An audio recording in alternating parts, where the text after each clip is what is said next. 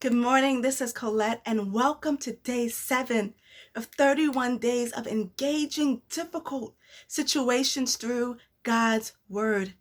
Listen, I hope you're ready today because this one, I'm excited about it. Today's Bible character is Jacob. Jacob is the grandson of Abraham. Remember, Abraham and Sarah have the son of the promise, Isaac. And Isaac and his wife, Rebekah, have two sons. Jacob and Esau, they're twins. Well, Jacob gets his name because when he is coming out of the womb of his mother, he grabs the heel of his twin brother Esau, who comes out first. And so they name him Jacob, which means the one who deceives or trickster. And so he gets this name, and this name follows him throughout his life. Deception, tricking, all of that stuff. Well, he gets older, and now he's known for his cooking. His brother Esau is one who would be in the field working and sweating and laboring. One day he comes in because he's famished and he's been working hard, and he sees Jacob cooking, and he says, "Give me some of that stew."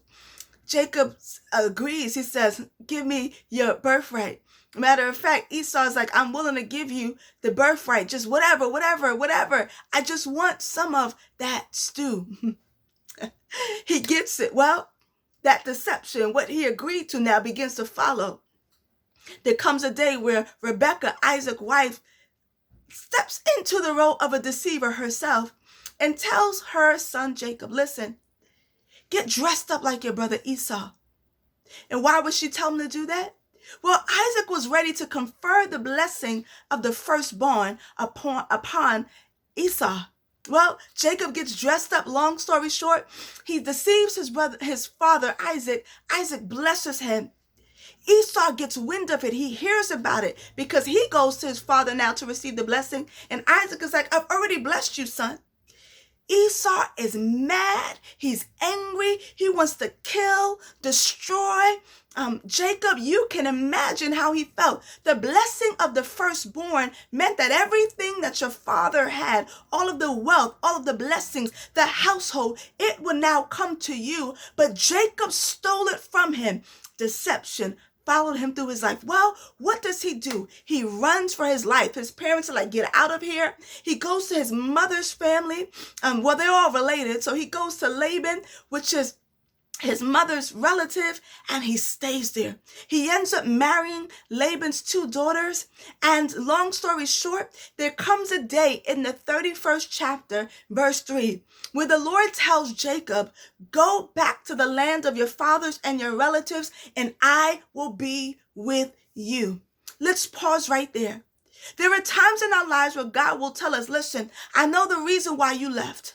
I know the reason why you ran. I know the reason why you're not talking to this person. I know the reason why you're separated. I know the reason why there's tension. I know all of that, but I want you to go back."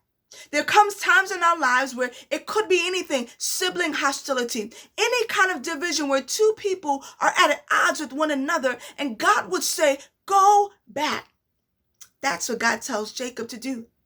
But not only does Jacob hear what God tells him to do, he begins to move in that direction. Whenever God gives you instructions for your life, you must begin moving in that direction. And so Jacob's situation is that his situation is that he's done wrong. He's done dirty. He done did the dirt. And he's running. He's fleeing. But God says, "Go back." Well, the story goes on to tell us that it comes to a point where he's almost home. He's about to encounter Esau. Jacob is shook. Jacob is scared. Jacob is like, "Oh my goodness, God, I don't know what awaits me. I don't know what I'm going to face." Remember the last time he saw Esau years ago, Esau was ready to take him out. Esau was ready to destroy him. Well, it so happens, this is what happens. If you go to the 32nd chapter of Genesis. Go to 32nd chapter with me. Well, it tells us in the 22nd verse that he begins sending everyone away.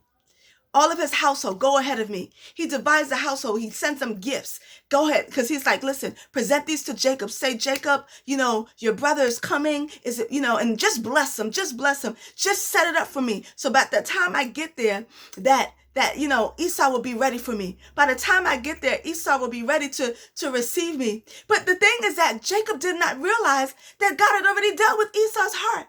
Jacob didn't realize that God had already settled things with Esau. God had already blessed Esau. Esau wasn't even thinking about that anymore, because every time a member of Jacob's household would meet Esau, Esau would be like, what is all this? What is all these things that you're sending me?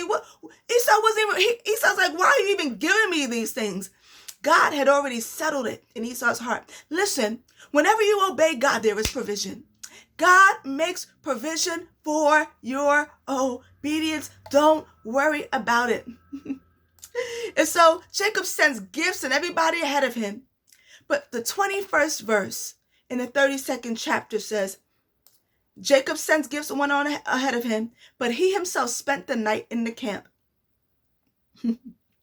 Verse 24 says, Jacob eventually is now left all alone. A man wrestles with him till daybreak. Jacob has an encounter with an angel of the Lord. His name is changed from trickster and deceiver to Israel, right? Prince with God, one who struggled with God but overcame, right? His name is now known as Israel, and his walk is also changed. His hip was touched in this battle, and now he walks with a limp.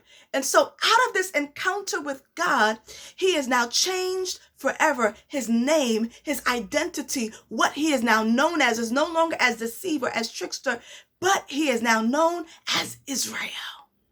His walk is changed. Well, what was so significant about this encounter was, remember what I said to you, Jacob was afraid. Jacob was afraid. If you keep going, it tells you that in the 10th verse, go back up to the 10th verse of chapter 32. Jacob is praying, actually verse 9. Verse 8, let's go to verse 8. He says, he was thinking this, if Esau comes and attacks one's group, the group that is left may escape. That's why he divided them. Then Jacob prayed, O God of my father Abraham, God of my father Isaac, Lord, you who said to me, go back to your country and your relatives, and I will make you prosper. I am unworthy, God, of all the kindness and faithfulness you have shown your servant. And then he keeps going. He says, Lord, I only had a staff when I crossed the Jordan, but now I have become two camps. He says, save me, I pray, from the hand of my brother Esau, for I am afraid he will come back and attack me, and also the mothers with their children. Jacob was shook. Because he was afraid, he got along with God. I want to encourage you. Maybe you're afraid of obeying God.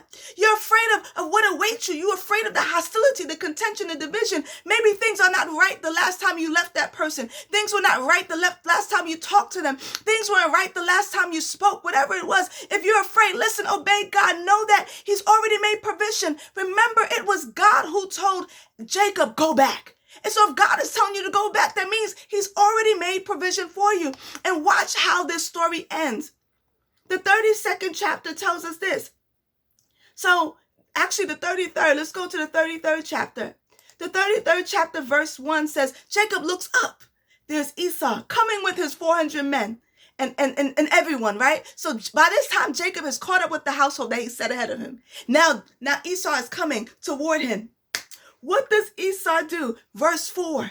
But Esau ran to meet Jacob and embraced him. He threw his arm around his neck and kissed him, and they wept. Oh my goodness. Jacob thought Esau wanted to murder him. Jacob thought Esau was going to destroy him, kill him, whatever, attack him because of what he did. Jacob was walking around with the guilt of what he did years ago. But God had already dealt with Esau. Esau now greeted Jacob with kindness, with goodness, with mercy, with compassion. Whatever God is telling you to do, God has already dealt with it on the other side. There is provision for you on the other side. So the situation is, Jacob did some dirt. His response when God told him to go back was to obey. But when he obeyed, instead of finding judgment, instead of finding wrath, instead of finding anger, he found grace and mercy. If God has told you to do it, he's already made provision for you. Listen, I hope this blessed you. If it did, like, tag, share this video. Someone else will be glad that they heard it because you sent it to them. Have a wonderful day. I'll see you tomorrow for day 8. God bless you.